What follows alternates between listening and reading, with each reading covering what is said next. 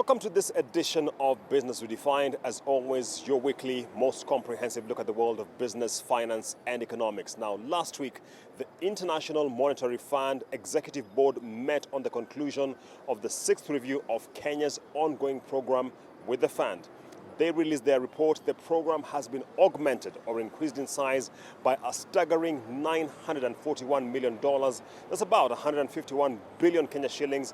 And with that, the size of the program now stands at 4.43 billion US dollars. It has also been extended in duration up till April 2025. I sat down with the IMF Mission Chief to Kenya, that's Madam Haimanot Tefera, and the starting point of our conversation was whether this augmentation now takes Kenya to IMF's exceptional window of access and what that means for you and I. The augmentation request, which, when we were on the discussions in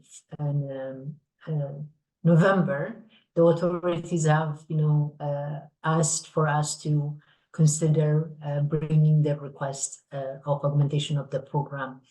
And this augmentation of the ongoing program is about 942 million US dollars. This is at the current exchange rate, or today's exchange rate. And this would bring the total access under the IMF program, including credit outstanding, into the exceptional access territory, right? So it's in this context is what the today's board on January 17, the IMF Executive Board approved the request of the augmentation, as well as completion of the 6th review along with the RSF review and completion of the Article 4 discussion. Exceptional access criteria, I think, there are several requirements, of which is also strong policies to, navigate Kenya out of the liquidity pressures they're facing currently, and ensuring that the policies that are being put in place now ensures that the medium prospects are stronger and builds confidence. So, it's just that the exposure of the fund to the country gets larger, then the policies also are commensurate in that sense. But then also, of course, there are specific technical requirements and assessment that has to be done, including, is this, exceptional balance of payment pressure, are there adequate safeguards to fund resources? Are the authorities have the capacity and the commitment to deliver on policies? Those there's several, and then also their ability to access markets, to go back to markets, the prospects of that. All those things are conditions that we have looked at to provide assurances that the fund can support the country. The third and largest augmentation of Kenya's program with the IMF is designed to ensure the economy can comfortably service the lumpy debt service obligations falling due mid this year. The $2 billion Eurobond is expected to come to maturity on the 24th of June.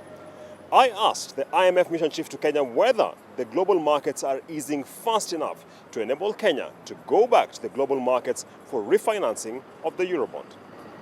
I guess, in the past 2 months, spreads on Kenya's outstanding Eurobonds have eased, but they're still higher than where they were, say, in the early 2022, right? And the global interest rates remain elevated, making it very costly for Kenya to access the bond market to refinance the full 2 billion Eurobond ahead of its maturity in June.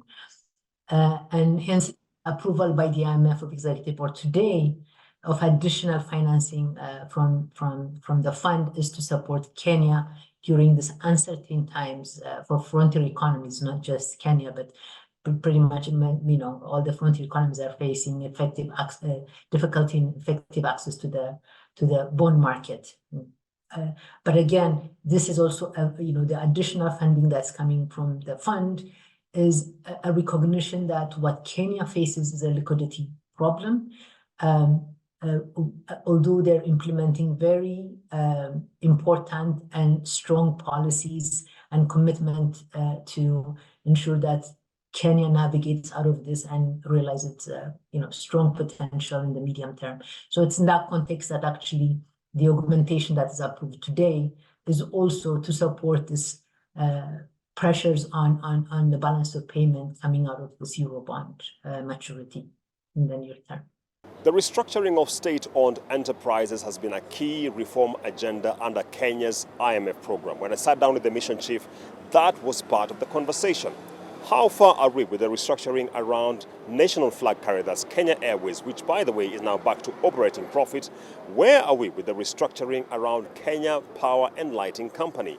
These two entities have the taxpayer exposed significantly to what have been called fiscal liability. This was her take. In general, I think there are progress related to SOE reform agenda, although it happens to be very slow. On KPLC, as you know, the cabinet has approved an action plan in May 2023 to help to improve its financial position.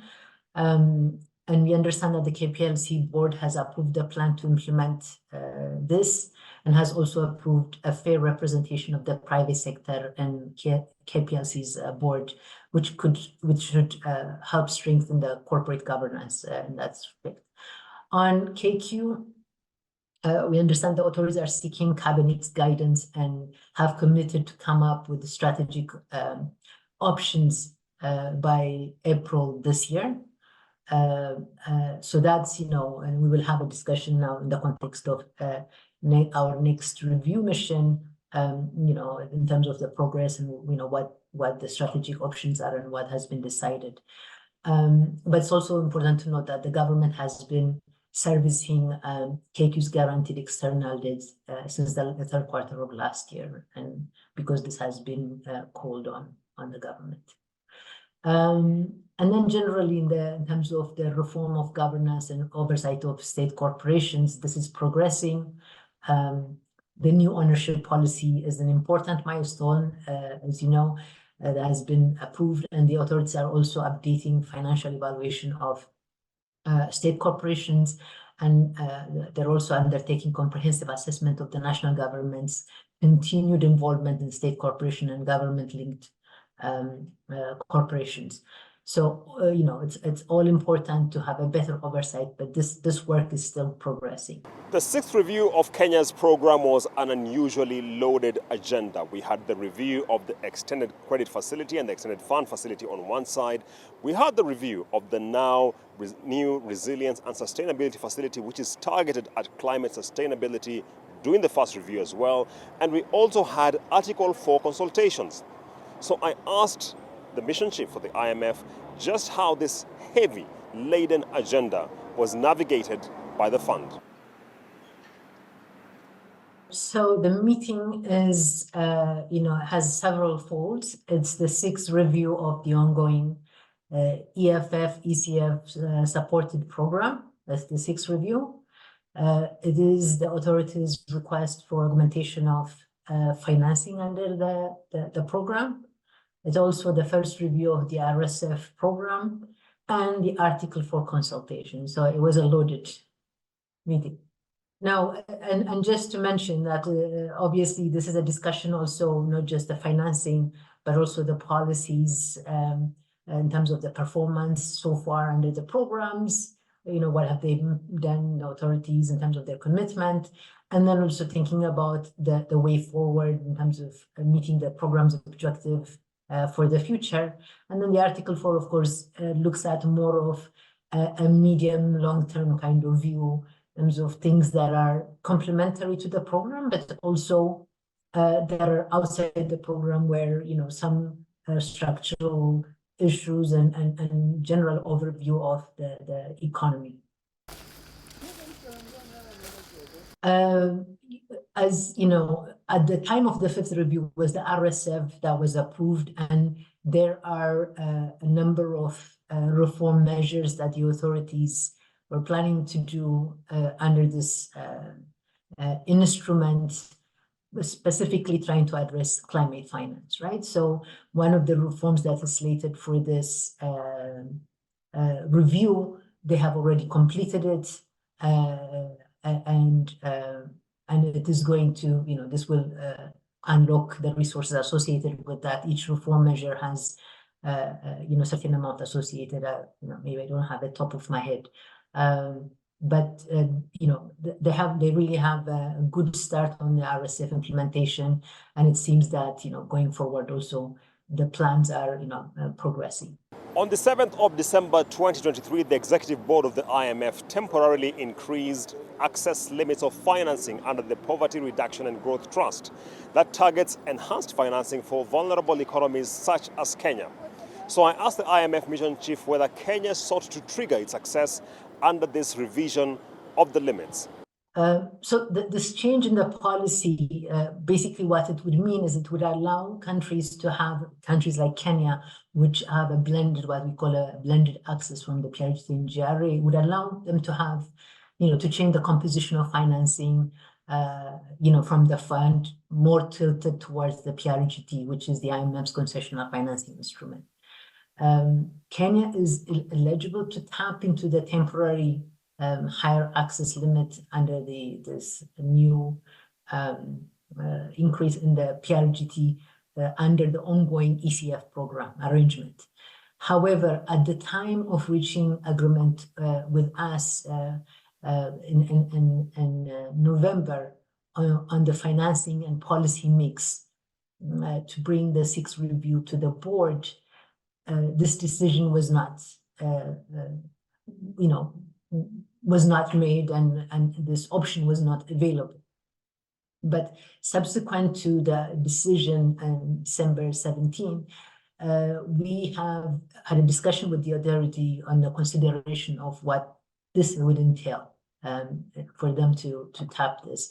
But given there's a different policy calibration adjustment that is required under a different financing mix, the authorities chose not to pursue this at this time. The pricing of petroleum products in the country has been one of the sticky issues under the IMF program, especially because of the question of the use of the subsidy, which was retired by the Kenya Kwanza administration. When I sat down with the mission chief, the question was whether Kenya did adhere to the October 31st, 2023 sunset date of submitting a new pricing formula for petroleum products in the country. Okay, so I think maybe it's good to clarify that the structural benchmark was on a review of how the fuel pricing formula worked over the last few years, and communication of elimination of subsidies along with the mechanism to ensure that future domestic fuel price decisions are aligned with budgeted resources at all times. So really the program conditionality or the discussion that we have, it did not envisage a change of actual pricing formula. The objective is really to ensure that fuel price subsidy arrears do not re-emerge going forward, and really to make sure that first, that there are resources available, and this is through the Petroleum Development Levy when needed to stabilize pump prices. So it is in that context where even though the timeline was October, this was, it took longer than, we anticipated, given the task force looking into this have taken its time to make a decision and had communicated in a press release, I believe on December 11th, which concludes the objective of the benchmark. The wild depreciation of the shilling in 2023 stole the headlines for weeks, and when I sat down with the IMF mission chief, that was part of our conversation. Two things I sought to know. First is, what is the IMF's view of the present valuation of the shilling against major currencies? And secondly, what is the assessment of the modernization of Kenya's monetary policy framework, given that it was part of the agreements when Kenya was entering the IMF deal in 2021? So, we, as part of the Article 4, we do make an assessment of Kenya's external position in 2023, and it has been assessed to be broadly aligned with its medium-term economic fundamentals and desired policies as per, the external sector assessment that we do. The depreciation over the past year actually reflects a greater role played by the exchange rate in responding to external shocks and the balance of payment pressures that the country is facing. And we believe that this has helped engender the needed adjustment in the current account balance, which, if you look at the previous assessment, shows a gap. And this has, the adjustment has helped in terms of narrowing the current account balance and improving Kenya's external buffers in terms of adequate reserves. So I think, it is a reflection of exchange rate playing its role as the shock absorber, which is, coming from the external environment. I think the CBK's efforts at further modernizing the monetary policy operation framework, including the introduction of the D-House CSD and the tightening of monetary policy even more recently, are all welcome developments. Inflation has eased but remains sticky near the upper bound of the target band. It's very important to remain proactive for the central bank, given the risk to price stability, especially from the volatile global prices, but also pass through from exchange rate depreciation. So I think the efforts that we see so far has really considerably helped in terms of creating the price stability needed in the economy.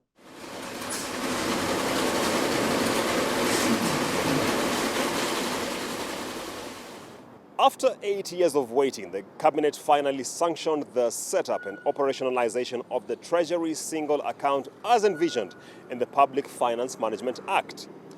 I asked the IMF Mission Chief what this means for Kenya from a public finance management standpoint and what advice the fund has for the country given the experience seen in markets such as Ghana, Nigeria and Tanzania. Treasury single account is really, the approval of this is an important decision, particularly to strengthen the management of public finances, which is a welcome development from our perspective. So the implementation of a TSA would, once this is fully implemented, will enable the National Treasury to effectively manage government cash balances and enabling them, to have fungibility of the cash resources and avoiding additional interest payments. In general, avoiding borrowing when idle funds are sitting in accounts kept outside of the TSA. So I think this is a very important decision. So it's as successful as you asked, implementation of this reform would require a very strong collaboration among main stakeholders, the National Treasury, CBK, counties and extra budgetary agencies, as well as a streamlined plan on the implementation. A step-by-step approach will be needed. The implementation of TSA also requires a full inventory of all government bank accounts with commercial banks and CBK, particularly with information related to their nature and purposes. As the National Treasury has committed and achieving it trying to achieve it by March 2024, the inventory and classification of public entities and those that are operating for commercial purposes, but also that operate on a cost recovery basis, right? This what we call the extra budgetary agencies. And this would actually be part of a way to help implement the TSA, the approved TSA, because the TSA should not include public entities that operate on commercial activities, right? So this structural benchmark we have for the March will actually support the efforts in the implementation of the TSA. The implementation of the TSA also should be supported by the Integrated Financial Management Information System, the IFMIS, and this may require not only technical assistance, but additional resources which should be adequately and appropriately budgeted in the budget. And then maybe finally, lastly, is we understand that the entity is in the final stages of formulating its PFM reform strategy, and the implementation of the TSA should be clearly outlined in the strategy with concrete milestones and task for the government, for government institutions, and that would be what would allow the TSA to be, appropriately and fully implemented.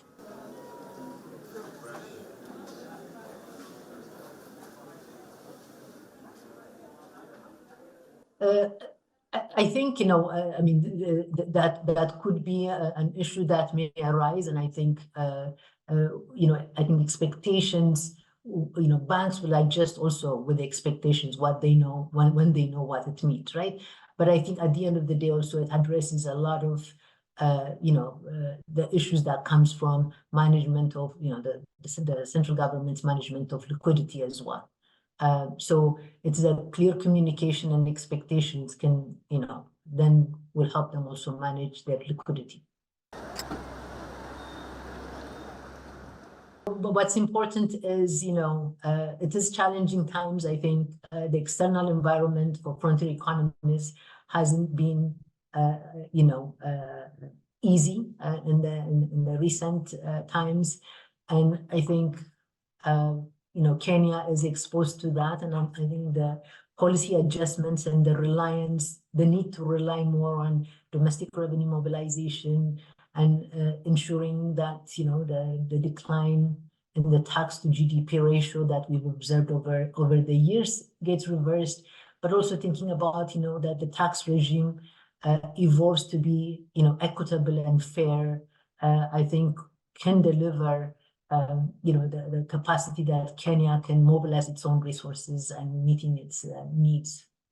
And that brings us to the close of this discussion on Business Redefined, where we have been focusing on the 6th review of Kenya's IMF program, whose highlight was the outsized augmentation of the program by $941.2 million, which of course has taken Kenya into the IMF's exceptional access window, which means we have almost a blank check, should I call it, to be able to address the Eurobond maturity.